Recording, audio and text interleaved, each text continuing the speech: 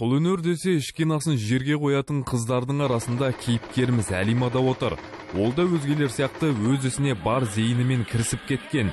Кішкентай ғана қолдарымен ұлттық қазақи нақыштағы ою-өрнектер мен бұйымдарды жасайды. Өнердің бұл түрін ол арнайы орталыққа келіп үйреніп жүр. Қолынан шыққан дүниелері байқауларда жүлде алмаса да талай көрменің сәнін кіргізген.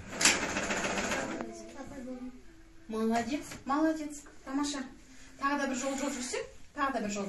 Оның бойында ұлттық бұйымдарға деген қызығушылық басым, сондықтан ондай заттарды жасауда аса қинала қоймайды. Шеберлігі күннен күнге артып келеді. Қолға алған ісін сол күні аяқтамай қоймайтын қайсар мінезді қыз әр туындыны әзірлеуде қиялына ерік береді. Бастысы не жасаса да талғамымен, ыждағаттылығымен жасайды. Бірінші төрт бұрышты материал өте жұмсақ болу керек. Содан соң неше өзіңе ыңғайлы материал, оны размермен 5 сантиметр алып кесіп, ұзынан, содан соң машинаға қойып, табанын түсіреміз де, инесін қойып, ақырындап тіге бастаймыз. Құрақ құрау, тоқыма тоқу. Әлиманың тағы бір өнері кішкентай моншақтарға жан бітіреді. Соны қолдана отырып, көздің жауын алар заттардың түр-түрін жасайды. Мен қазір А әріпін бастап жатырмын. Ең бірінші біз желімді алып, және осындай қызыл түсті тасты алып, жабыстырамыз. Инемен қызыл жіпті алып, мына тастың тесігіне матаға кіргізіп тігеміз.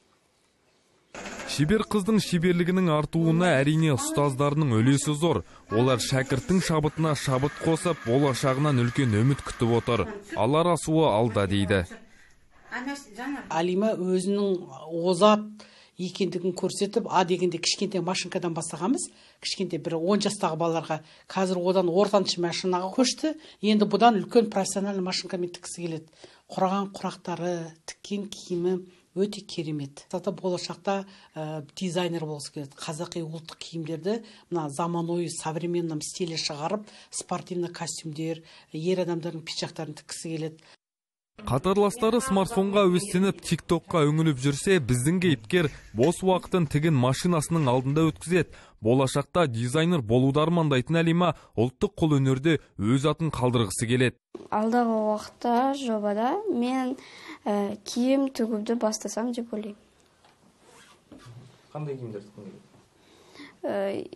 Ең басында футболка жасағым келетін еді.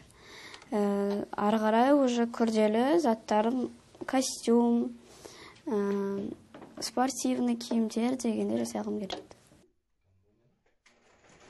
Әділет Балтабек, Бекзат Қажымұқан, Жетісу арнасы таң жарық бағдарламасы.